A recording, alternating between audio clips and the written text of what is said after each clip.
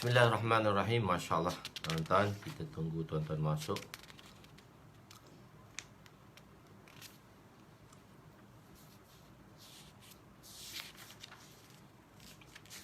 Kita berada di muka surat berapa ya? Bab beriman dengan takdir, iaitu perdebatan di antara Nabi Adam alaihissalam dengan Nabi Musa alaihissalam. Perdebatan di antara Nabi Adam dengan Nabi Musa alaihissalam. Kita berada di muka surat 316. Masya Allah. Waalaikumsalam. Masya Allah, masih setia walaupun kita dah hampir semalam sudah lewat sedikit. 3 kali kita putus, 2 kali. Masya Allah. Masya Allah. Masya Allah. Barakallah fih. Masya Allah. Muhammad Yusuf, Cikgu Yusuf. Masya Allah. Abu Hanafiah Asyahidi 44 dah. Kita tunggu kawan-kawan sekejap. Kita berada di dalam majlis. Kita hadirkan. Masya Allah. Salah clear. Oh, duduk salah dah ni. Haji Syaprimi balik bercuti ke tu kot, Tuan Haji. Salah clear. Masya Allah. Jadi kita kampung kita salah lama tak pergi jalan. Nak balik juga ni, salah nak balik juga ni Pasir Mah ni. Hari Khamis ni ingat nak balik Pasir Mah kot. Nak balik Kelantan, nak balik di Kelantan insya-Allah. Hari Khamis ni kot, insya-Allah lah. Hari Khamis balik. Hari Khamis kita ada kelas malam. Jadi hari Khamis tu kita off 1 hari lah. Sebab dalam perjalanan, Ustaz dalam perjalanan nak sampai ke Kelantan, balik balik lepas subuh. So sampai petang. Jadi malam tu tak sempat lah nak berkeudara, nak live. So pagi Jumaat lah, kita jumpa di pagi Jumaat insya-Allah. Kita jumpa di pagi Jumaat insya-Allah. Hari Khamis tu saya off lah 1 hari. Ingat nak balik Kelantan. Itu pun kalau jadilah minta anak-anak sihat, so terus boleh balik Kelantan hari Khamis tu insya-Allah. Hari Khamis patutnya kita ada kelas malam. Hari Khamis tu kita cancel lah kelas. Kita cancel kelas insya-Allah. Bismillahirrahmanirrahim. Assalamualaikum warahmatullahi wabarakatuh. Subhanaka la ilma lana illa ma 'allamtana innaka antal alimul hakim.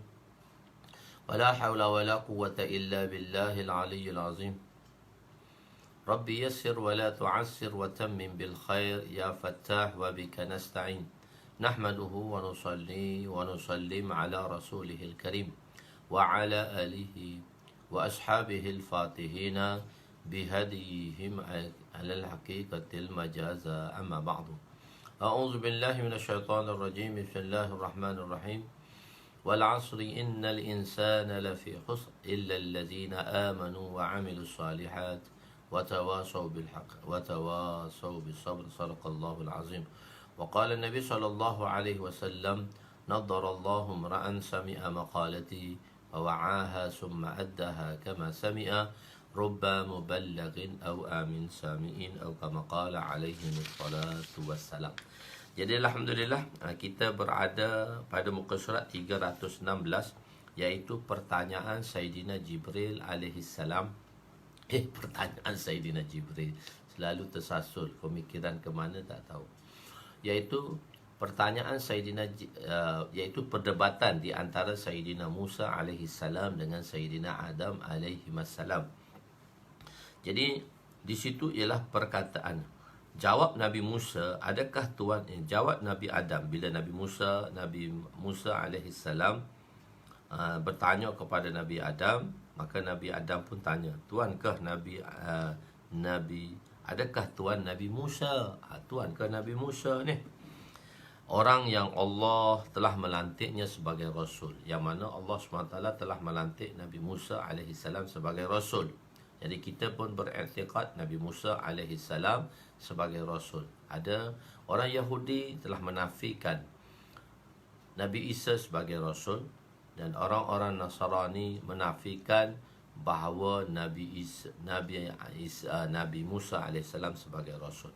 Kita menerima kedua-duanya sebagai Rasul, Nabi Isa alaihi salam dan Nabi Musa alaihi salam adalah kedua-duanya Rasul Allah. Okey. Jadi orang yang mana Allah lantiknya sebagai rasul, diberi kitab kepadanya, iaitu diberi kitabnya Taurat, dan didekatkan kepada Allah, dan Allah Taala telah dekatkan Nabi Musa alaihissalam dengannya, dan Allah berbicara dengan Tuhan. Yang Allah, sebab itu kita panggil gelaran Nabi Musa Kalimullah. Musa Kalimullah, iaitu orang yang bercakap dengan Allah. Bagaimana percakapan Allah dengan Nabi Musa? Hanya Allah sahaja yang tahu. Kita ahli sunnah wal jamaah dalam mazhab mutakaddimin, iaitu kita mengatakan, kita tafwid, hanya Allah dan Nabi Musa saja tahu macam mana percakapannya dengan macam mana Allah bercakap tadi dengan Nabi Musa alaihi salam. Apa yang dikatakan, tengok satu kalam lafzi. Satu ialah kita sekarang nak menerangkan sedikit tentang kalam lafzi. Dulu sedikit saya telah ceritakan tentang beriman kepada, iaitu beriman kepada kitab. Dan dalam kitab tadi kita telah ceritakan tentang Al-Quran dan macam mana Al-Quran itu disusun. Okey. Sekarang kalam lafzi. Satu kalam lafzi. Kalam lafzi ialah satu lafaz yang kita keluarkan. Lafaz yang kita keluarkan daripada kalam lafzi tadi. Daripada kalam lafzi tadi, satu kalam ma'ani, satu perkataan ma'ani. Ma'ani ni dia tak ada lafaz dan dia tak ada huruf. Dia tak ada lafaz dan tak ada huruf. Tapi macam mana nak mengetahui makna? Nak mengetahui makna, maka kita berhajat kepada lafaz yang menunjukkan kepada makna. Kita menunjukkan satu lafaz yang menunjukkannya kepada makna. Okey. Kalau dalam ilmu mantik kita belajar sedikit tentang perkara ini. Kita belajar dia dalalah lafziyah. Dalalah yang menunjukkan, dalalah lafziyah. Dalalah iaitu satu petunjuk dengan menggunakan lafaz. Dan juga dalalah lafziyah. Dia ada dua dalalah. Dalalah lafziyah, dalalah yang menggunakan lafaz. Dan satu lagi dalalah ghair lafziyah, dalalah tanpa lafaz. Dan dalalah lafziyah pula ada tiga. Dalalah ghair lafziyah pula ada tiga. Dalalah lafziyah wad'iyah, dalalah lafziyah tabi'iyah, dalalah lafziyah aqliyah. Wad' ni iaitu satu-satu kaum telah meletakkannya. Wad' ni meletakkannya dengan perkara satu lafaz untuk satu makna. Satu lafaz untuk satu makna. Kadang-kadang banyak makna tu makna mustarak pula. Okey, tak kisah benda situ. Jadi dalalah lafziyah tabi'iyah. Tabi'iyah maknanya tabi'iyah ni tabiat, memberitahu keadaan situation tadi. Iaitu bila satu orang sakit, maka lafaz akan dikeluarkan. Tabiat akan menyatakan bahawa dia tak selesa dan dia sakit. Dan satu lagi aqliyah, dalam bentuk akal, iaitu kita tahu apabila satu orang bercakap di sebalik dinding perkataan yang tidak difahami. Mungkin perkataan tu perkataan macam this. This tu kita tahulah ada orang yang ada lafiz, ada orang yang bercakap. Itu dalalah lafziyah wad'iyah, dalalah lafziyah tabi'iyah, dalalah lafziyah aqliyah, dalalah ghair lafziyah wad'iyah, dalalah ghair lafziyah aqliyah, dalalah ghair lafziyah aqliyah dan tabi'iyah. Tapi yang paling penting dalam 6 tu saja, iaitu dalalah lafziyah wad'iyah. Dalalah lafziyah wad'iyah itu yang dibahaskan di dalam mantik. Okey. Dalalah lafziyah, lafaz yang menunjukkan kepada makna. Lafaz tadi menunjukkan kepada makna. Dan lafaz tu mesti ada huruf. Dan huruf lafaz tu ada huruf, ada alfabet. Maknanya kita dalam Malaysia kita gunakan huruf tadi, huruf ABC. Gabungan huruf-huruf tadi akan mengeluarkan satu lafaz, satu perkataan. Lafaz, huruf-huruf yang disusun dan akan mengeluarkan satu perkataan. Dan perkataan inilah kita panggil dia lafaz. Lafaz tu lafzi, perkataan ni lah. Dan perkataan ini akan menunjukkan kepada satu makna. Misal contohnya kita kata ayam, alif A-Y-A-M, ayam. Maka lafaz ayam tadi ataupun alif kita gunakan dalam bahasa Jawi, huruf hijaiyah, alif ya mim, alif ya mim. Okey, alif ya mim. Alif ya mim ni menunjukkan satu lafaz yang kita pronouncekannya dengan mengatakannya ayam. Dan lafaz ayam ni dia ada huruf dah, dia ada huruf dan dia ada lafaz, dia ada huruf dan dia ada huruf dan dia ada lafaz. Dia ada satu huruf tu huruf hijaiyah, dan dia atau huruf tadi ada dah lafaz. Dia ada huruf dan dia ada lafaz. Dan lafaz itu ialah ayam. Ayam menunjukkan maknanya satu ekor ayam yang mana sejenis unggas, burung sejenis unggas yang mana dia bertaji, dan ayam ni dia tak boleh terbang macam mana burung lain. So kita dah faham dah sejenis unggas yang namanya ayam, berkaki dua dan bertaji. Apabila ayam jantan lah, dia bertaji dan ada balung ayam. So kita telah meletakkan lafaz ayam ni kepada satu makna, iaitu ayam. Ni kita panggil dia dalalah lafziyah wad'iyah. Dalalah petunjuk dengan bentuk lafaz yang telah ditetapkan oleh sesuatu kaum, yang kita oleh satu kaum lah. Kalau kita bangsa Melayu, kaum Melayu meletakkan atau Nusantara meletakkan ayam itu pada seekor unggas yang berkepok, berkaki dua dan bertaji. Okey, dan berparuh. Okey. Jadi kita faham di situ dalalah lafziyah wad'iyah. Dan satu lagi, dalalah ni menunjukkan makna. Dia menunjukkan makna. Kita menunjukkan makna, iaitu maknanya ialah seekor ayam. Bukan bermakna alif ya mim. Alif tu kepala, ya tu badan, mim tu ekor. Tak. Satu perkataan tu menunjukkan, dengan lafaz itu menunjukkan kepada satu makna. Sebab untuk memahami makna, untuk memahami ma'ani, ma'ani tu jamak kepada makna lah. Untuk memahami ma'ani, kita perlu kepada lafaz. Okey, faham? Entas.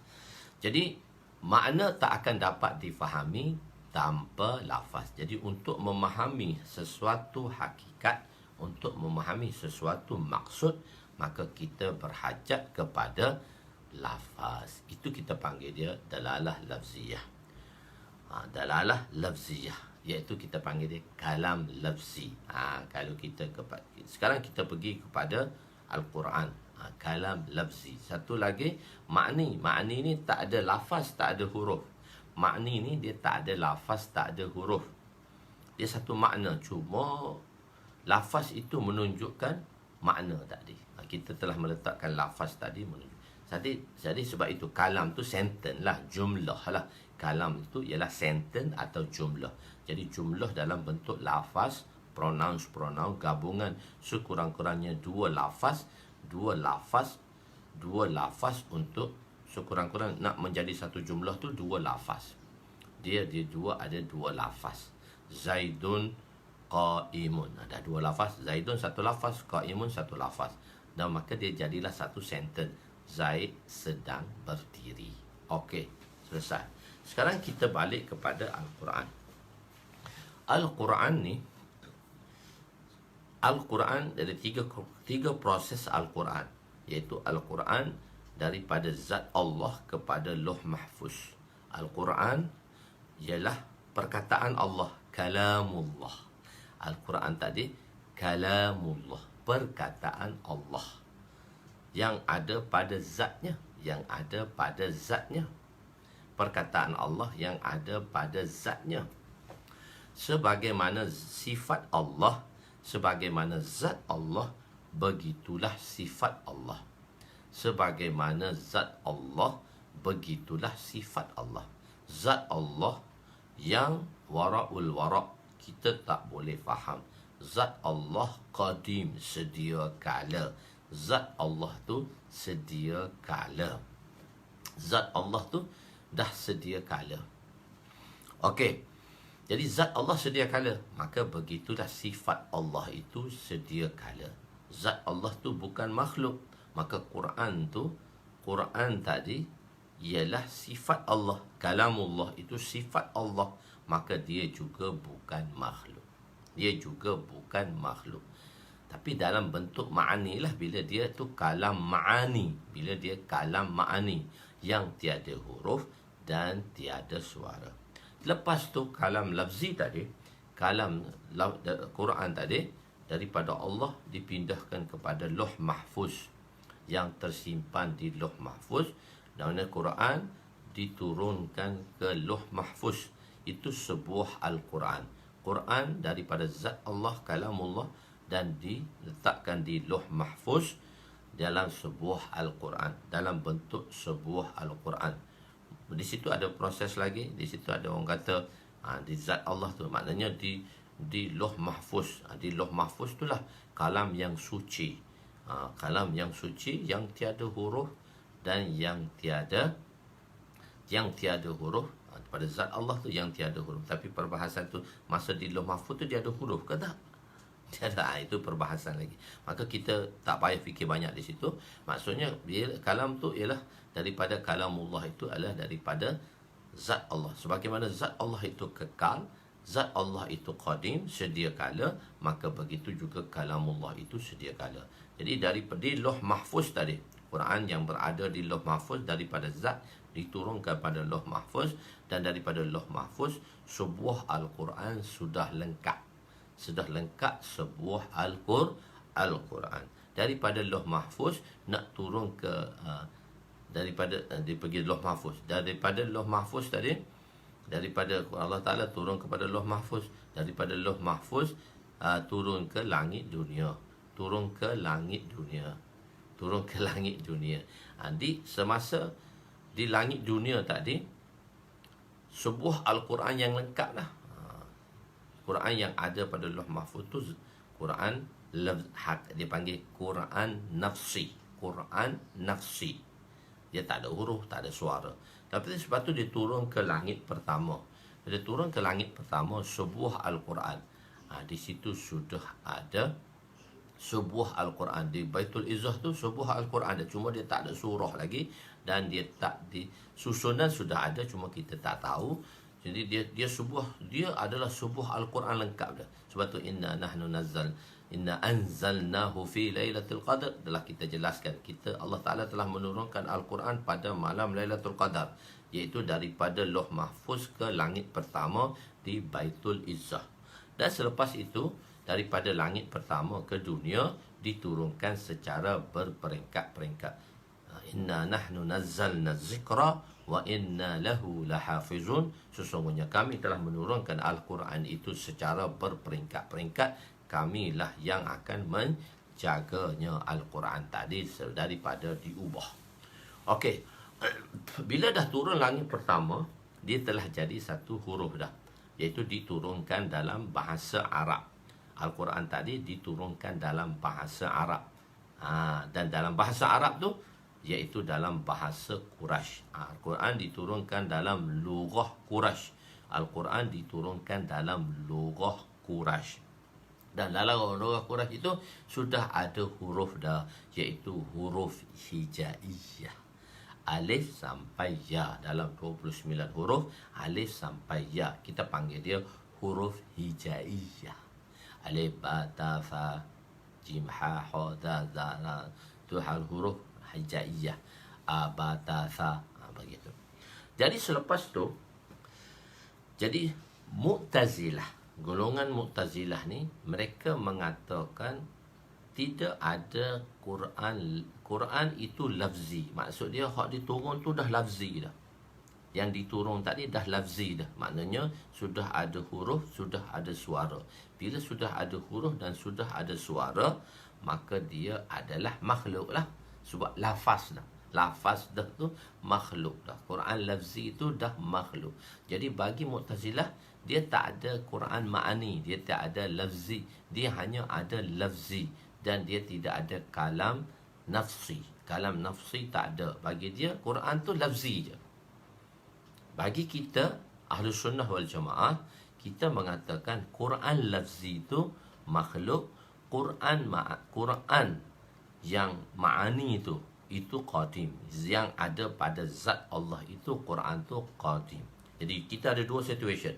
Kita kata Quran nafsi itu adalah ghair makhluk, dan Quran lafzi itu adalah makhluk.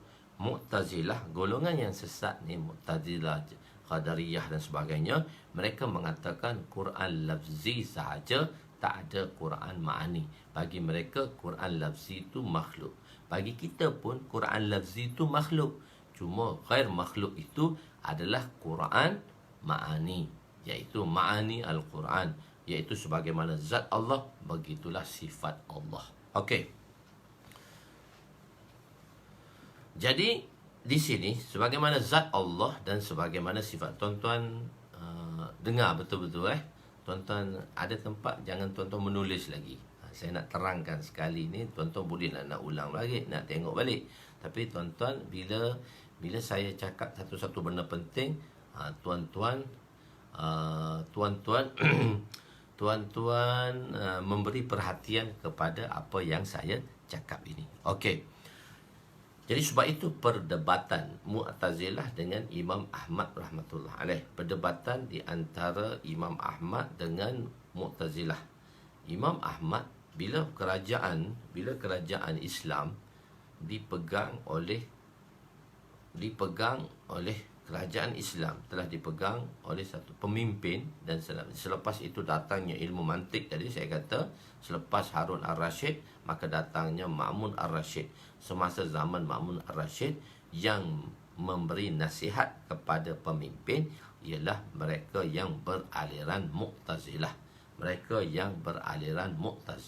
Jadi berlakulah perdebatan di antara Imam Ahmad dengan Mu'tazilah pada masa itu. Mu'tazilah mengatakan Quran makhluk. Imam Ahmad mengatakan Quran bukan makhluk. Dengan sebab itu Imam Ahmad telah ditangkap dan disiksa. Imam Ahmad telah ditangkap dan disiksa kerana tidak mengatakan Quran tadi makhluk. Imam Ahmad tetap berpendapat Quran adalah bukan makhluk. Okey, sebenarnya dalam masalah Ahlus Sunnah wal Jamaah, kita tengok pada masalah asal. Dalam masalah asal, Quran bagi kita ada dua situation. Quran lafzi dan Quran ma'ani. Kalam lafzi dan kalam ma'ani. Quran lafzi lah dan Quran ma'ani. Bagi kita Ahlus Sunnah wal Jamaah, kalam lafzi ni, Quran kalam lafzi ni makhluk lah, sebab dah ada huruf, ada suara dah. Jadi makhluk lah. Tapi kita beriktikad Quran ma'ani, iaitu kalam nafsi, adalah bukan makhluk. Tapi oleh kerana fitnah pada masa itu mengatakan, Mu'tazilah mengatakan Quran makhluk. Jadi Imam Ahmad mengatakan Quran bukan makhluk. Lafzi ke nafsi tak kata. Quran bukan Quran bukan makhluk. Sebab pendapat Mu'tazilah masa itu mengatakan Quran makhluk. Sebab dia mengatakan Quran makhluk tu sebab dia tak ada kalam nafsi. Dia hanya ada kalam lafzi. Kita percaya kepada nafsi dan lafzi. Kita menerima kalam nafsi dan kalam lafzi. Dia hanya menerima kalam hanya lafzi, tak ada nafsi. Iaitu ma'ani lah. Nafsi itu maksudnya ma'ani lah. Tak ada kalam nafsi. Kalam hanya lafzi. Kita ada kalam lafzi, kalam nafsi, yakni ma'ani, dua-dua. Jadi sebenarnya Imam Ahmad pun berpendapat Quran lafzi itu makhluk. Quran lafzi itu makhluk. Quran ma'ani itulah ghair makhluk. Tapi oleh kerana pada masa itu untuk menentang pendapat yang salah, maka Imam Ahmad mengatakan Quran bukan makhluk. Quran bukan makhluk. Jadi itu zaman pemerintah. Sebab tu zaman Imam Bukhari apa semua tu. Zaman Imam Bukhari, zaman tu zaman sensitif dengan perkara ni. Zaman sensitif dengan perkara ni. Sebab jatuhnya kerajaan Mu'tazilah, pemimpin-pemimpin yang dinasihatkan oleh kerajaan Mu'tazilah, benda yang sensitiviti dalam masyarakat pada masa tu. Sehingga orang uji nak Imam Bukhari rahmatullah alaih dengan masalah pendapat dia makhluk ke tak makhluk. Tadi Imam Bukhari menjawab keadaan tadi lah. Dia kata lafzi itu makhluk. Lafzi itu makhluk, nafsi itu ghair makhluk. Tapi dia bunyi makhluk dan tak makhluk. Dan orang kata Imam Bukhari ni juga Mu'tazilah juga. Itu pada masa tu. So masa tu sensitivity. So di masa sensitivity tadi, maka Imam Ahmad memilih mengatakan Quran bukan makhluk. Pendapat dia yang bukan makhluk tu ialah Quran nafsi lah, bukan Quran lafzi. Tapi Mu'tazilah tu, sebab tu bila kita nak berdebat dengan satu kaum, kita kena tahu apa pegangan mereka dan apa i'tikad mereka, supaya kita akan bahaskan dan kita cakapkan dengan apa yang ada dengan mereka, bahawa mereka boleh masuk dan mereka boleh faham dalam perdebatan tadi. Kalau kita mau masukkan akidah kita, mereka tak boleh faham.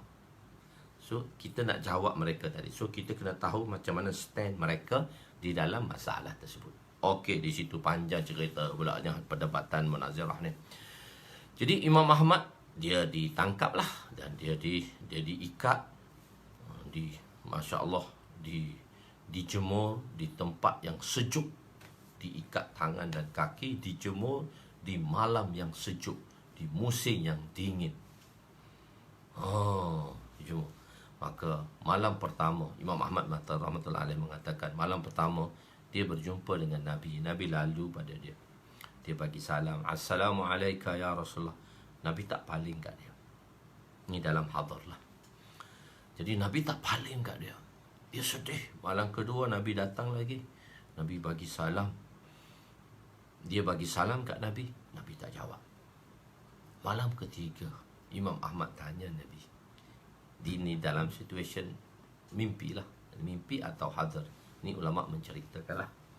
Jadi pada masa itu Imam Ahmad kata, ya Rasulullah, adakah pendapat saya salah yang mengatakan Quran makhluk, Quran bukan makhluk? Dia kata, Ahmad, pendapat kamu betul. Tapi kenapa ya Rasulullah bila saya salam kat Tuan, ya Rasulullah, Tuan tak jawab salam saya? Ahmad, aku malu dengan kau. Ahmad, aku malu dengan kau. Yang menyeksa kamu adalah keluargaku Abbasiyah. Aku malu dengan kau. Jadi pendapat kamu betul. Kamu dengan pendapat kamu. Jadi itu pendapatnya. Cuma Mu'tazilah ni kalah bila dia berdebat dengan Ahli Sunnah wal Jamaah tentang ru'yatullah. Tentang ru'yatullah. Adakah seorang itu boleh melihat Allah? Adakah seorang itu boleh melihat Allah? Tentang ru'yatullah.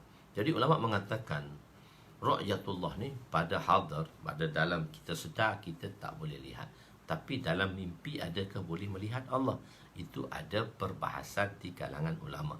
Oleh kerana zaman sekarang kontroversi benda ni, so kita tak cerita. Kita tak nak cerita benda-benda yang kontroversi. Supaya orang tak salah faham. Orang yang banyak benda-benda yang agak kontroversi, so saya tak akan banyak cerita di sini. So kita mengaji, tujuan kita pada hadis yang kita nak faham dan supaya kita dapat amalkan. Cuma nak cerita sedikit sebanyak tadi tentang Quran nafsi dan Quran lafzi. Okey, boleh faham sedikit sebanyak. Jadi apa yang dikatakan oleh manusia ialah kalam lafzi. Apa yang kita cakap iaitu perkataan yang diucap dan apa yang berada di benuk fikiran, itu kita panggil dia kalam nafsi. Dia tak ada lagi dalam bentuk perkataan duduk dalam kepala kita. Kalamullah ialah kalam nafsi dan dia adalah qadim. Bila kalam nafsi dia qadim lah, sedia kala lah. Mu'tazilah tidak menerima kalam nafsi. Mereka hanya ada kalam lafzi lah. Jadi kalamullah lafzi telah menjadi hadis dan kita pun kata kalamullah lafzi adalah baru. Kalamullah nafsi adalah kalamullah nafsi adalah qadim. Itu pendapat kita Ahli Sunnah wal Jamaah. Allah memberi Lauh Mahfuz kepada kamu. Allah memberi Lauh kepada kamu, iaitu kitab Taurat tadilah. Lauh maksudnya Taurat, iaitu kitab yang ditulis pada papan batu. Dalam kitab ini ditulis tibyanan likulli syai', menceritakan semua perkara. Di sini juga kita melihat menceritakan semua perkara dalam konteks bahasa. Dalam konteks bahasa, dia tidak mana semua. Dia tidak ada semua. Sebagai contoh, tuan, datanglah ke rumah saya. Semua ada di rumah saya.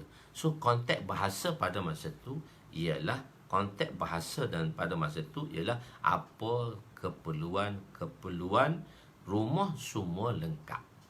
Tuan, datanglah ke rumah saya, tak payah fikir banyak-banyak, semua ada. Jadi bila kata semua ada di rumah, takkanlah adanya kereta api kat rumah, takkan ada stesen kapal terbang, airport kat rumah, takkan ada stesen kereta api kat rumah, dalam rumah dia tu. So, benda yang bersangkut paut dengan perkara tadi lah. Sewaktu dilafazkan, jadi tak adalah kereta api kat rumah. Stesen kereta api ada ke kat rumah kita? Stesen kapal terbang ada ke kat rumah kita? Dah semua ada, semua benda. So, dia mengikut konteks ayat tadi. Begitu juga di dalam Taurat menceritakan kesemuanya, dijelaskan semua perkara. Apa maksud dijelaskan semua perkara? Iaitu tentang hukum ahkam yang terdapat pada Taurat. Semua hukum ahkam Bani Israel ni dijelaskan dalam Taurat. Tidak hukum ahkam kepada umat kita Nabi Muhammad sallallahu alaihi wasallam, tak. Sebab hukum ahkam hanya pada Bani Israel dijelaskan di dalam Taurat.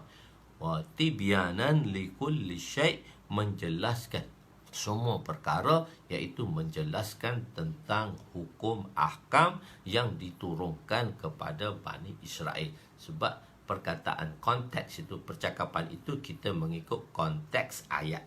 Okey.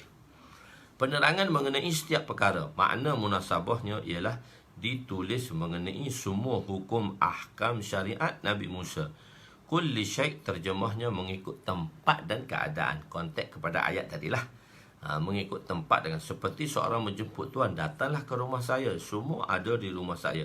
Maksudnya semua ada di rumah saya bukanlah makna segala benda ada. Maksud semua ada dalam percakapan ini ialah semua keperluan rumah yang diperlukan oleh seseorang. Nabi Musa AS mengatakan kepada Nabi Daud, Nabi Musa mengatakan bahawa 40 tahun sebelum Adam dicipta, Allah telah menulis di dalam Taurat bahawa Nabi Adam akan memakan buah khuldi. Jadi ni balik pada topik. Jadi Nabi Adam kata, Nabi Musa kata, sebab Tuhan lah kita kena keluar daripada syurga. Sebab Tuhan makan buah khuldi lah kita kena keluar daripada syurga.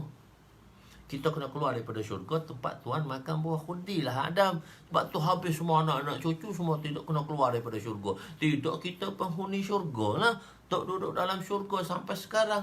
Tapi sebab Tuhan makan lah. Jadi Nabi Musa korek macam tu, Nabi Adam pun melenting lah sikit. Dia kata, Musa, kamu tak baca dalam kitab engkau. Jadi di sini Nabi Adam menjawab tentang takdir. Kenapa kau nak salahkan aku? Takdir dah tetap untuk diri aku. Kau tak baca kah dalam Taurat, Musa? Baca. Musa kenapa tak bacanya? Hafal lagi lah. Dia kata dalam bahasa kita macam tu lah. Hafal lagi lah. Kenapa tak baca? Tak baca kau dalam kitab Taurat tu tulis sebelum Adam AS dicipta 40 tahun, Allah SWT telah tetapkan ketetapan pada Adam bahawa dia makan buah khuldi. Apa engkau salahkan aku? Itu maknanya apa? Dan sebelum ni, dalam hadis pertama kita kata Allah SWT telah meletakkan takadir ini. Allah Ta'ala telah menulis semua takadir ni. Kompletnya semua takadir ni ialah 500 tahun sebelum Allah jadikan langit dan bumi.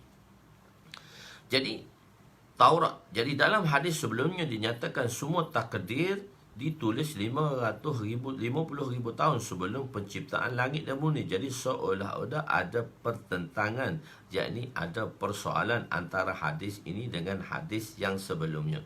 Jawapannya 50,000 tahun itu ditulis untuk seluruh takdir. Maknanya proses penulisan tu 50,000 tahun tu seluruh takdir.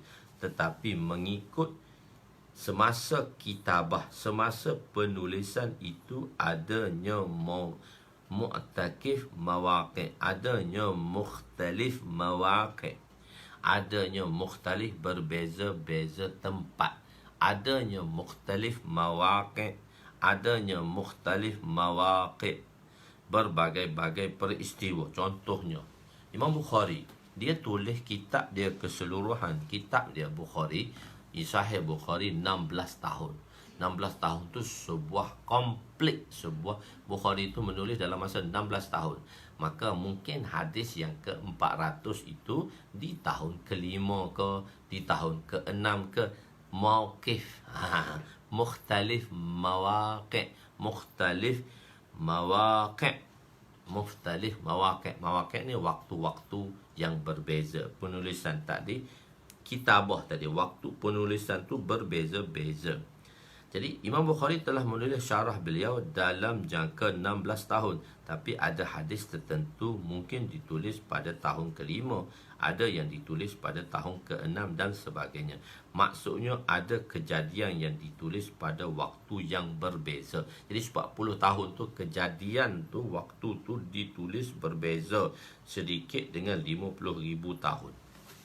Jadi 50,000 tahun itu secara keseluruhan. Tapi mukhtalif mawaqi', penulisan itu pada 40 tahun sebelum kejadian Adam.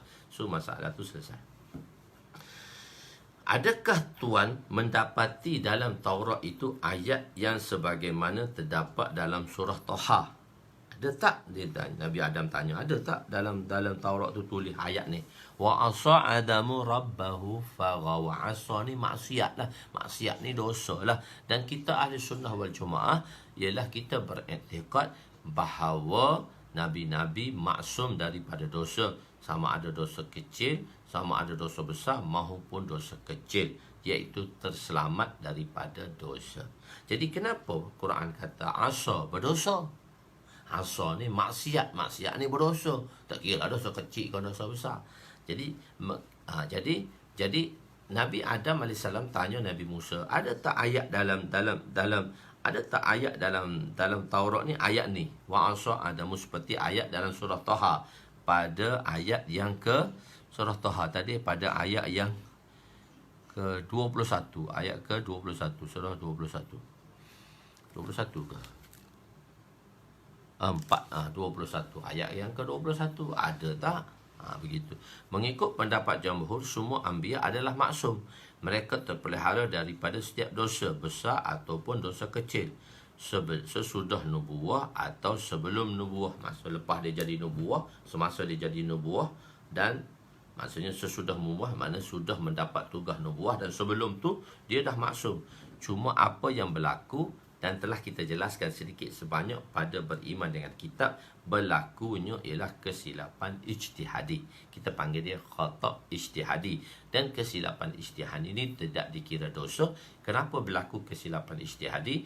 Kerana terlewatnya wahyu untuk melakukan sesuatu perkara. Untuk lakukan satu perkara, proses seterusnya, Nabi-Nabi menunggu wahyu. Tapi wahyu tak datang, maka Nabi-Nabi telah membuat keputusan daripada ra'yinya, pendapatnya. Dan jika pendapat itu betul, diteruskan. Jika pendapat itu salah, maka Allah Ta'ala akan betulkan balik pendapat tersebut. Cuma mujtahid tak dibetulkan. Kita dah bincang dah dalam bab mujtahid, dalam bab ilmu tu. Mujtahid, hak mana tepat dan kurang tepat tak diceritakan. Tapi anbiya dijelaskan. Fasbir li hukmi rabbika fala takum qasahibil hud. Jangan bersabarlah kamu dalam menanti perintah Allah. Janganlah kamu sampai jadi sahabat ikan yang ditelan oleh ikan, yang mana Allah peringatkan kepada Nabi kita, Nabi Muhammad sallallahu alaihi wasallam, tentang cerita Nabi Yunus alaihi salam. Dan cerita Nabi Yunus alaihi salam telah saya jelaskan di dalam siri-siri yang lepas. Okey. Kesilapan mujtahid tidak diperbetulkan oleh Allah, akan tetapi kesilapan khata' ijtihadi para nabi-nabi diperbetulkan oleh Allah. Dilihat pada lafaz Adam telah mengingkari Allah.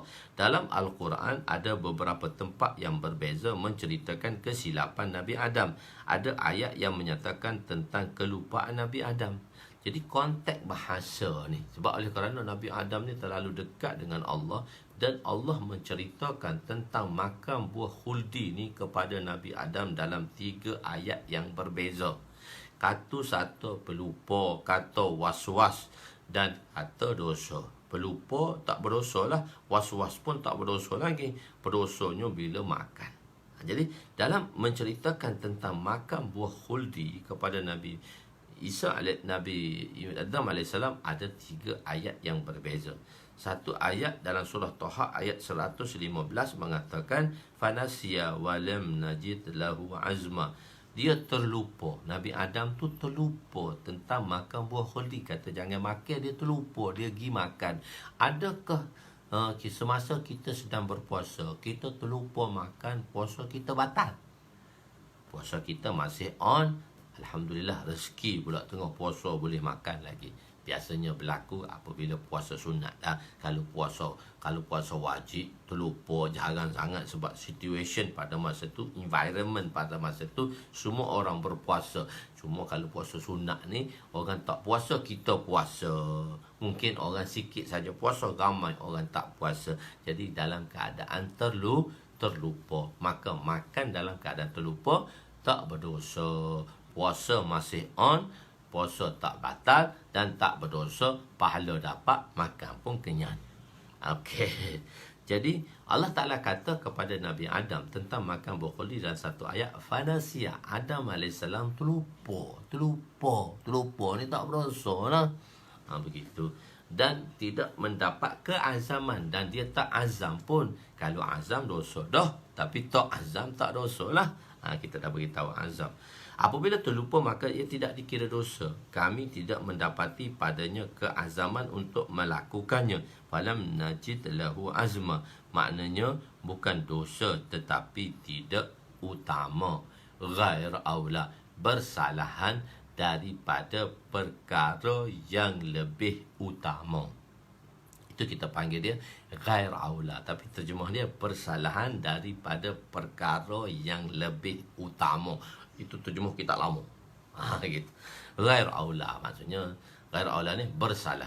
Ghair tu bersalahan. Bersalahan aula daripada perkara yang lebih diutamakan. Okey, terdapat apabila terlupa. Dan satu ayat lagi dalam surah Al-A'raf ayat 20, fawaswasa lahumas syaitan. Syaitan telah mewaswaskan kedua-duanya. Makanlah, tak apa.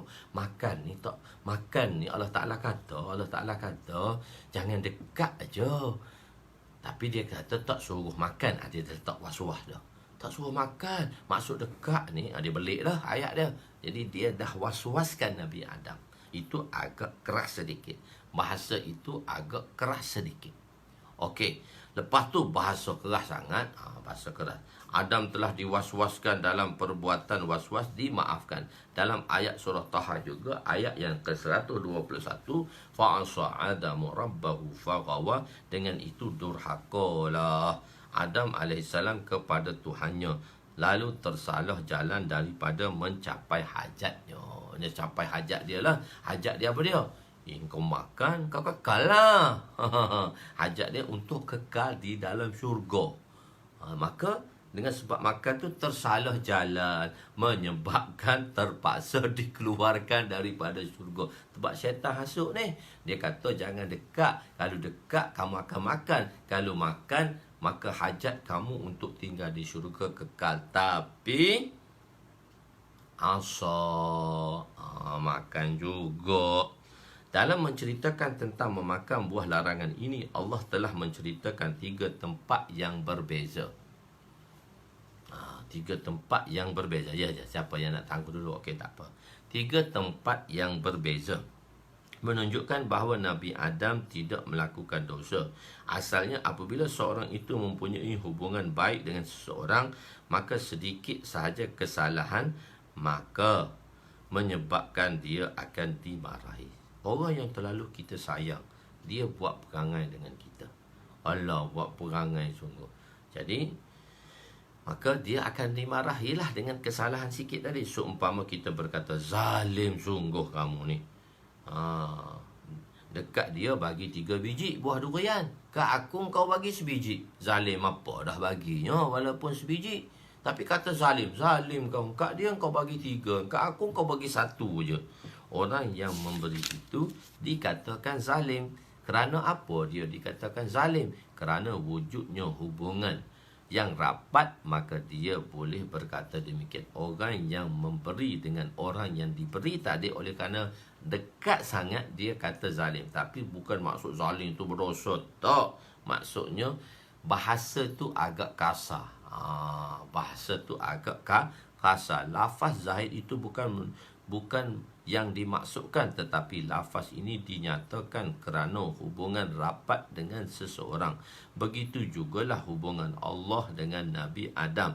Lafaz ini nampak kesat dan keras, tetapi dia tidak menunjukkan makna yang sebenar, dan dia adalah tak sepatutnya. Sebab Nabi Adam ni Nabi Allah, dekat dengan Allah. Jadi tak sepatutnya ada macam tu. Begitu. Satu perkara berkenaan dengan adab bercakap. Kita kata dalam peradaban, kan adab bercakap. Allah ajar kita betul bahawa akidah kita baik dan buruk itu daripada Allah. Semua baik dan buruk, i'tiqad kita ialah daripada Allah.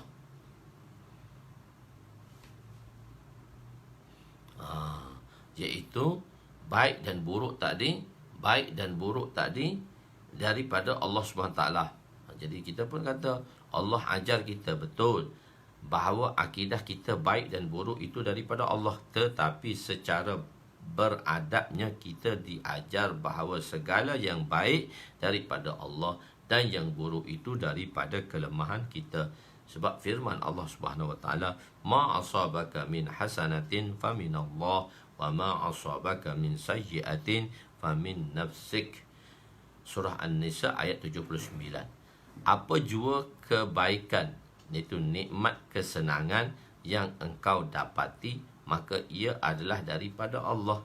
Dan apa jua bencana yang menimpamu, maka keburukan tadilah, maka ianya adalah daripada kesilapan dirimu. Di sini Allah mengajar kita dalam bahasa peradaban. Baik buruk i'tiqad kita daripada Allah, tetapi dalam bahasa peradaban kita bercakap yang baik daripada Allah, yang kurang dan lemah itu daripada kelemahan saya. Itulah yang dicakapkan oleh para mubayyinin. Itu orang-orang yang berceramah. Akhir sekali dia kata yang baik daripada Allah, yang buruk itu semua daripada kelemahan saya. Ya, Allah ajar kita dalam bahasa peradaban. Kita pun ada bahasa peradaban. Bahasa pasar tak boleh kita gunakan dalam bahasa istana. Jadi sebab orang tak faham, bahasa istana tak digunakan di pasar. Jadi bahasa istana, tuanku, patik, gitu. Merapat sembah tuanku. Jadi bahasa tu bahasa halus, bahasa istana. So dia bahasa istana tu tak boleh tuanku, tuan, tak boleh. Dia tak boleh, dia menjadi salah. Kadang-kadang bahasa yang sama, nada yang berbeza juga salah. Bahasa yang sama, perkataan yang sama, nada yang berbeza, maksud dia dah lain dah, walaupun perkataan itu sama.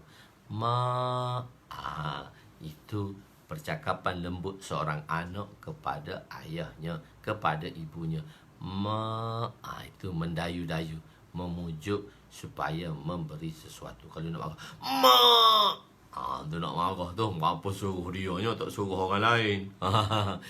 Lafaz mak, tetapi disebut dengan nada yang berbeza, maka maknanya berbeza.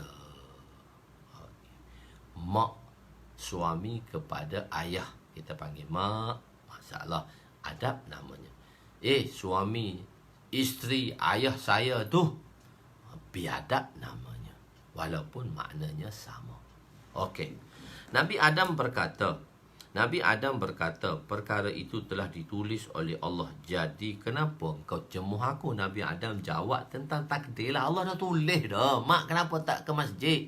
Oh, Allah dah tulis dah tak ke masjid. Kenapa nak cemuh pula? Timbul persoalan, apakah boleh menyerahkan dosa dan kesalahan itu pada takdir? Kenapa kau buat puasa? Allah dah tetap dah. Kenapa mencuri? Saya mencuri, Allah sudah tetapkan. Berkata demikian ialah sesuatu yang salah. Kata macam tu salah. Jawab dengan takdir ni salah. Allah sudah tetapkan pada saya curi. Itu saya curi sebab Allah dah tetapkan. Berkata demikian itu adalah salah. Memanglah dalam pendapatan Nabi Adam menyatakan ianya satu ketetapan takdir. Aku dah makan buah khuldi ni. Tetapi apabila Nabi Adam diturunkan di dunia, Nabi Adam telah bertaubat dan memohon ampun dengan Allah, menyesali dan menangis akan kesilapan kecil beliau selama 40 tahun. Jadi tindakan kena buat. Bila datang ke dunia dan bersalah, tak boleh salahkan takdir, maka tindakan perlu diambil macam mana untuk menghapuskan kesilapan dengan bertaubat. Rabbana zalamna anfusana wa in lam taghfir lana wa tarhamna lanakunanna minal khasirin. Rabbana, hai Tuhan kami, zalamna, sesungguhnya kami telah menzalimi diri kami, anfusana, diri kami. Rabbana zalamna anfusana wa in lam taghfir lana, tidak ada siapa yang boleh mengampuni kami. Taufir lana wa tarhamna, maka rahmilah kami. Wa tarhamna lanakunanna minal khasirin, maka janganlah jadi kami orang-orang yang rugi jika engkau tidak mengampuni dosa-dosa kami. Jadi taubat dibuat. Nabi Yunus AS tersilap dengan kesilapan ijtihadinya tadi, bertaubat. La ilaha illa anta subhanaka inni kuntu minaz zalimin. Jadi tindakan harus dibuat. Tindakan wajib dibuat setelah melakukan kesilapan untuk memohon keampunan.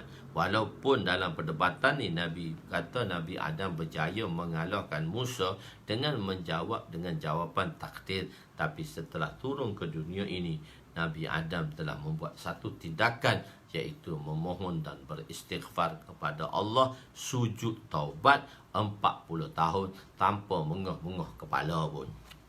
Di akhirat, apabila setiap Nabi diminta untuk meminta syafaat, semua Nabi-Nabi untuk meminta, Nabi-Nabi didatangi pada Nabi-Nabi untuk minta syafaat, Nabi akan memberitahu keuzuran mereka. Nabi akan buat satu keuzuran, mengaku kesalahannya, sedangkan kesalahan itu telah dimaafkan. Nabi kata Nabi kata aku banyak salah, mu tak boleh minta dengan aku. Tu Adam kata aku makan buah khuldi lah sebab mu turun kat dunia. Pergi kepada Nabi Ibrahim AS, dia kata aku pernah bohong dah sekali, walaupun bohong dia bohong sunat tu, bohong dengan kinayah tu. Pergi kat Nabi Isa, Nabi Isa tolonglah, Nabi Isa tolonglah, begitu. Bila kata tolong tu, dia tolonglah, dia kata. Pergi Nabi Isa kata, kat dunia tu orang duk sembah aku sebagai Tuhan. Jadi hanya Nabi SAW saja. Hanya Nabi SAW sahaja yang akan berdoa, itu kita panggil dia syafa'atul kubra, maka berakhirnya penderitaan pada mahsyar 50,000 tahun yang akan dialami oleh setiap manusia. Di akhirat, apabila setiap Nabi diminta untuk meminta syafaat, semua Nabi akan memberi keuzuran mereka, mengakui kesalahannya, sedangkan kesalahan itu telah dimaaf oleh Allah. Tetapi hendaklah memberitahu bahawa setiap Nabi tetap mengatakan kesalahan mereka. Jawapan yang diberikan oleh Nabi Adam menyebabkan Nabi Musa tidak terjawab. Nabi mengatakan Nabi Adam telah mengatasi Nabi Musa dalam perdebatan itu. Kejadian insan. Macam mana kejadian insan? Wa an Abdullah bin Mas'ud radhiyallahu anhu qala haddatsana Rasulullah sallallahu alaihi wasallam wa huwa shadiqul al-masduq inna khalqa ahadikum yujma'u fi batni ummati arba'ina yawman nutfatan summa yakunu 'alaqatan misla zalika summa yakunu mudghatan misla zalika summa yab'atsu Allahu ilaihi malakan bi arba'i kalimat fayaktubu 'amalahu wa ajalahu wa rizqahu wa syaqiyyun أو سعيد ثم ينفخ فيه الروح ووالذي لا إله إلا غيره إن أحدكم ليعمل بعمل أهل الجنة حتى ما يكون بينه وبينها إلا ذراع فيسبق عليه الكتاب فيعمل بعمل أهل النار فيدخلها وإن أحدكم ليعمل بعمل أهل النار حتى ما يكون بينه وبينها إلا ذراع فيسبق عليه الكتاب فيعمل بعمل أهل الجنة فيدخلها muttafaqun alaih. Ajib. Semoga Allah SWT selamatkan kita. Ajib hadis ni. Semua hadis tu ajib-ajib belakalah. Sayyidina Abdullah bin Mas'ud radhiyallahu anhu meriwayatkan bahawa Rasulullah sallallahu alaihi wasallam telah menceritakan kepada kami sedangkan baginda itu ialah orang yang benar lagi dibenarkan. Baginda sebagai sadiq, orang gelaran as-siddiq. Baginda tu sadiq, orang yang benar, dan al-masduq, berita yang dibawa oleh Nabi tadi adalah benar. Sesungguhnya kejadian salah seorang daripada kamu telah dihimpunkan dalam perut ibunya selama 40 hari dalam bentuk air mani. Kemudian ia menjadi segumpal darah dalam tempoh yang sama iaitu 40 hari. Kemudian menjadi segumpal daging dalam tempoh yang sama iaitu 40 hari. Jadi 4 bulan. Kemudian Allah telah mengutus kepadanya malaikat membawa 4 perkara, menulis 4 kalimah ni. Pertama akan ditulis amalannya, banyak mana amalan dia. Ajalnya bila nak mati, rezekinya banyak mana. Hak pak ni selesai, hak pak ni sedihnya. Juga ditulis adakah dia celaka atau bahagia. Kita tidak tahu di Lauh Mahfuz apakah yang tertulis pada kita semua. Sebab itu iman bainal khauf wal raja, iman tu di antara takut dan harap.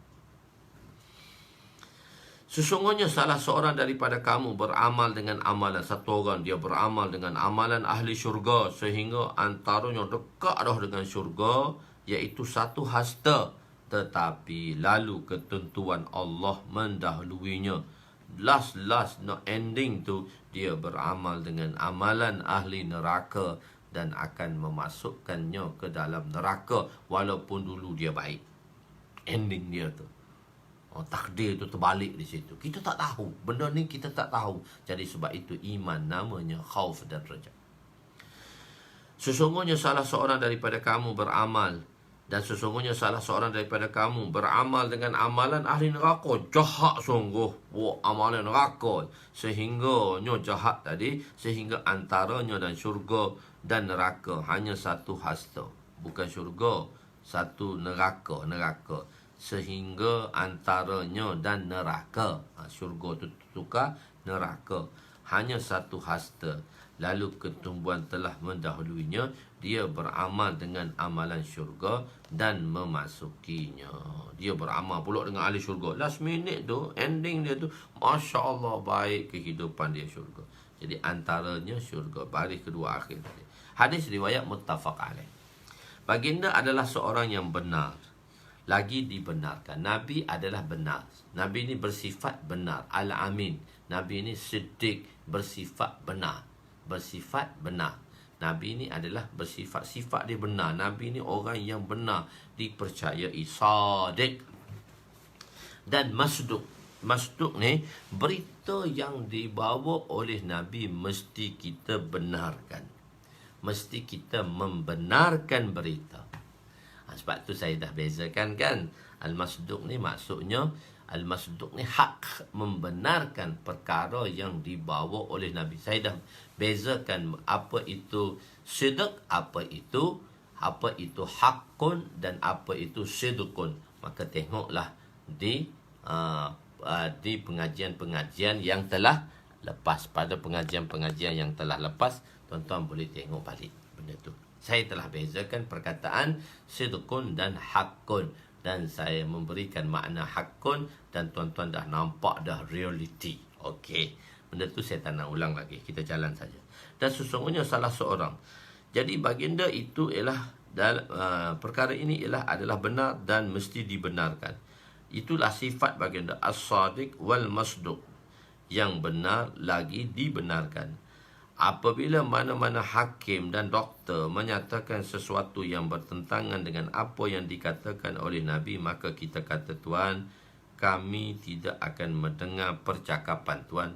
Kami ni bukan setakat tu, kami tak boleh terima apa Tuan cakap. Kerana perkhabaran Nabi, apa yang diceritakan kepada kami oleh Nabi, kami sudah memadai bagi kami.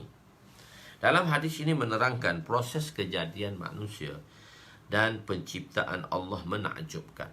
Kejadian manusia ni satu penciptaan yang menakjubkan. Penciptaan yang menakjubkan. 40 hari ialah dalam titisan mani. 40 hari dalam bentuk air mani. 40 hari kedua dah jadi darah dah. Bertukar sedikit jadi darah. Lepas tu 40 hari ketiga dah jadi daging dah, sempurna dah. Jasad tadi kecil pun dah sempurna dah, sikit tu. Tapi 40 hari tu tanpa 4 bulan tu tiup roh. Ini adalah nikmat yang ajaib. Nikmat yang ajaib. Kenapa pula tulis ajaib? Ustaz Usnu sebut ajib aja, tulis ajaib. Ajaib ialah jamak pada perkataan ajib. Keajaiban. Ini adalah hikmat yang ajaib, hikmat yang penuh dengan keajaiban dalam proses kejadian manusia, iaitu Allah menjadikan jisim menjadikan seketul jisim di dalam sebuah jisim, dalam perut ibu yang berjisim, menjadikannya jisim dengan perlahan-lahan supaya tidak merisaukan ibu mengandung. Kalau terus mengandung, bila berselapah bersama, bila masuk benih telur mengandung, keluar tu tension mak tu besar dalam perut dia tu, dalam masa proses tu tension. So Allah kata tak sedar. Bila dah jatuh benih pun tak sedar. Tiba-tiba tiba-tiba orang rumah kita, tiba-tiba isteri kita dah lewat dah period dah, waktu haid dia dah lewat. Tanda dia rezeki pula lah tu. Tanda dia keluarga tadi nak dapat rezeki dah. Selalu dia kata, bang, dah lewat dah ni bulan ni. Ada rezeki lah tu. Ada rezeki lah tu. Begitu. Sebab tak sedar. Dan kadang-kadang dah jatuh benih pun tak sedar lagi. Bila tak tahu-tahu tu terkesan, datang period lewat. Okey. Dalam proses kejadian manusia ialah Allah menjadikan jisim, tidak memberi tekanan kepada ibu tadi. Pada hari kiamat Allah akan zahirkan kudratnya tadi, nizamnya ni, kudratnya. Dalam masa serentak Allah hidupkan semua manusia. Di dalam dunia ini qudratullah. Di dunia ini qudratullah. Allah zahirkan secara qudratullah. Allah zahirkan secara perlahan-lahan. Dunia ni sunnah dia tu di dalam bentuk kudrat tadi, Allah lahirkan perlahan-lahan. Allah lahirkan kudrat dia juga, tapi dalam bentuk perlahan-lahan.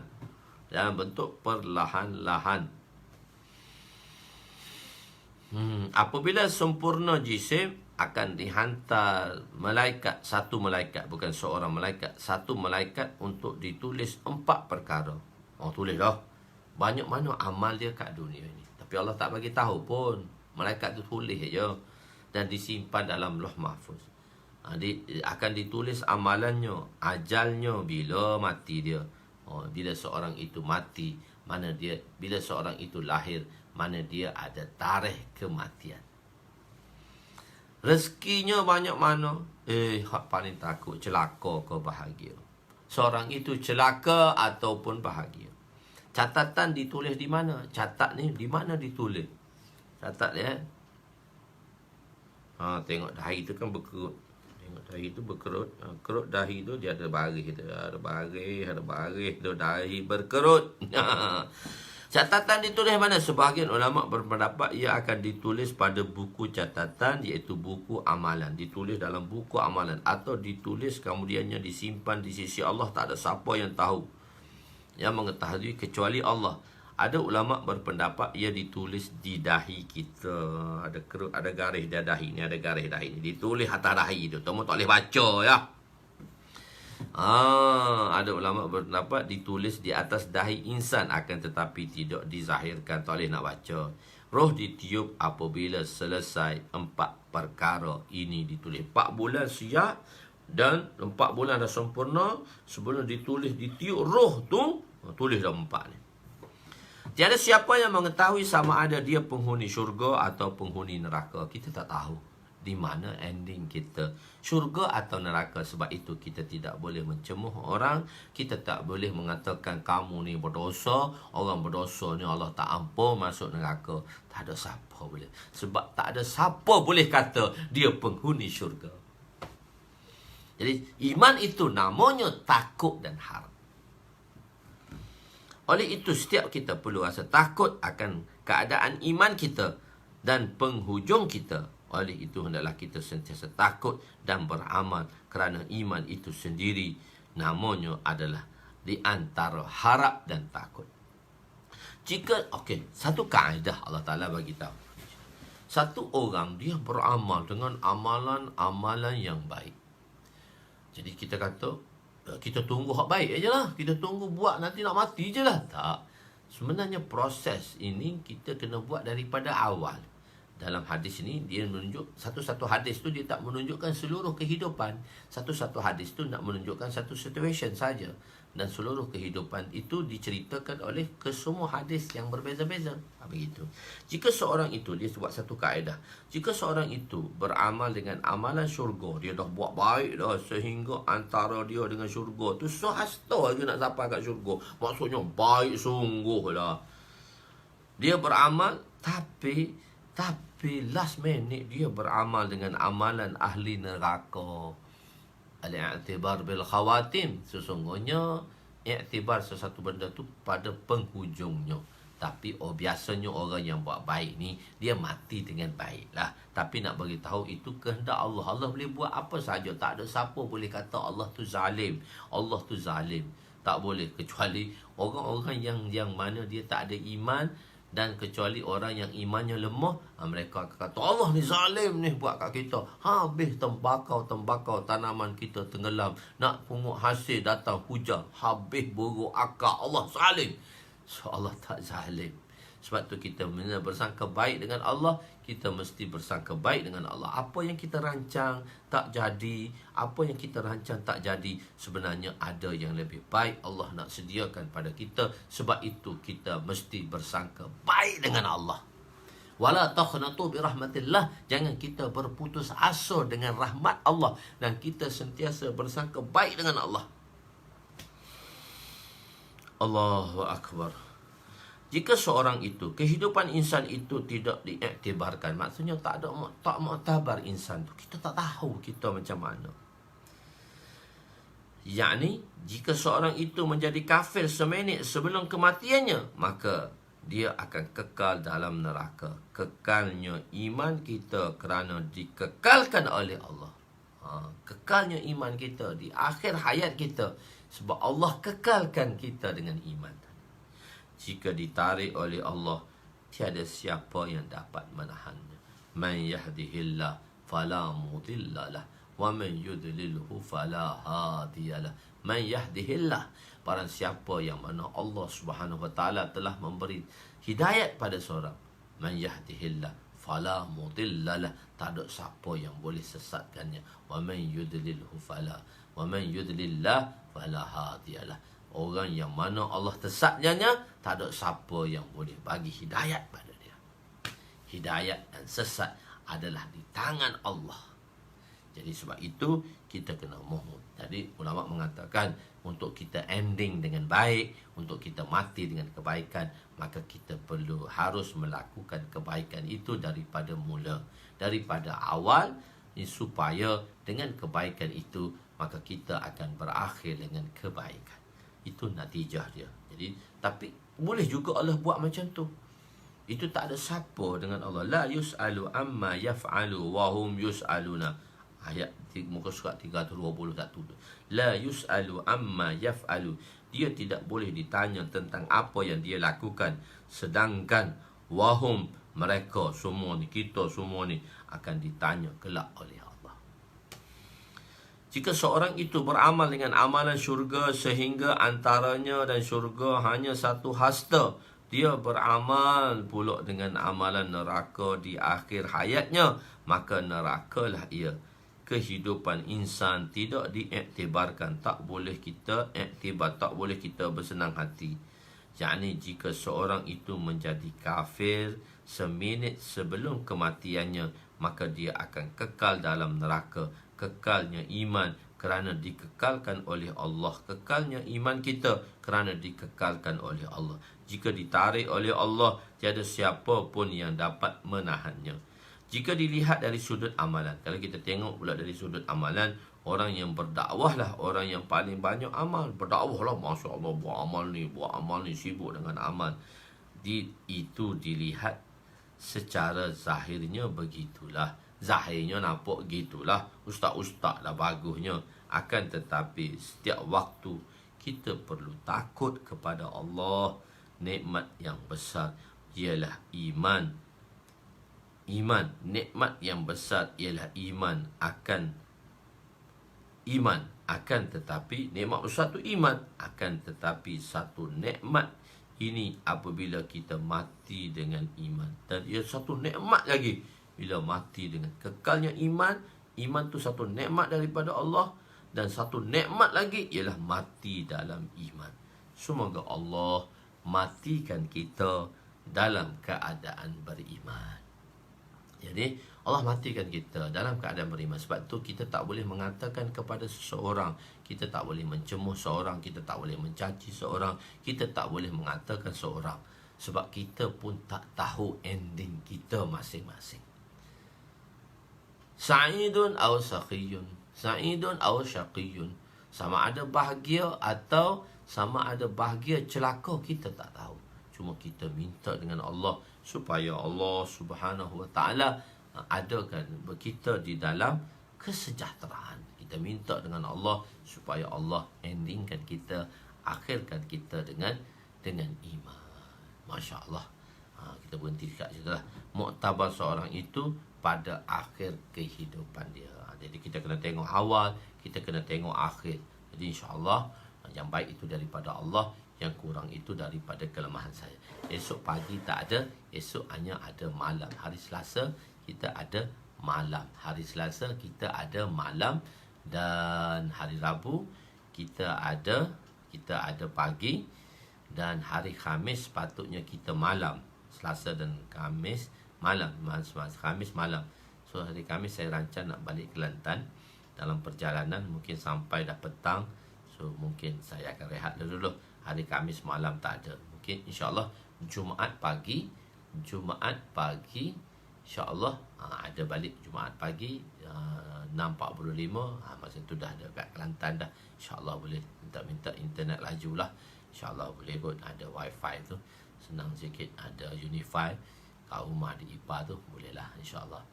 Kita mengaji di situ pula insyaAllah. Jadi hari Khamis ni. Tapi kalau balik lah. Kalau tak balik, hari Khamis adalah malam. Jadi insyaAllah macam mana tengok suasana dulu. Tapi niat tu nak balik lah. Hari Khamis balik. Khamis, Jumaat, Sabtu, Ahad baru ada kerja kat Kelantan. Isnin akan balik ke Kuala Lumpur. So Isnin tu ada pagi kuliah dia. Isnin tu balik pagi. So Isnin pagi tak ada kuliah. Isnin pagi tengok dulu macam mana suasana. Saya bertolak lewat ke Isnin tu pagi tu selepas kuliah ke, ataupun Isnin pagi tu tak ada. Isnin minggu depan tu lah. Isnin minggu depan saja. InsyaAllah. Wallahu a'lam. Yang baik itu daripada Allah, yang kurang itu daripada kelemahan saya. Aku qouli hadza astaghfirullahal azim li wa li walidayya wa li jami'il muslimina wal muslimat wa lil mu'minina wal mu'minat al ahya'i minhum amwat bi rahmatika ya arhamar rahimin. Ya awwalal awwalin wa ya akhiral akhirin wa ya dzal quwwatil matin wa ya rahimal masakin wa ya arhamar rahimin. Zalamna anfusana wa in lam taghfir lana wa tarhamna lanakunanna minal khasirin. Rabbana atina fid dunya hasanah wa fil akhirati hasanah wa qina azabannar. Wa sallallahu ala sayidina Muhammadin wa ala alihi wa sahbihi ajma'in walhamdulillah. Nak hantar kita, nak pesan kita, hubungi WhatsApp 0176034897. Hubungi di situ. Jangan hubungi nombor saya personal tu 019 tu, tapi 017 admin akan jawab nak berapa dan sebagainya. 0176034897 insya-Allah. Itu bolehlah tanya nak beli kitab macam mana dan sebagainya.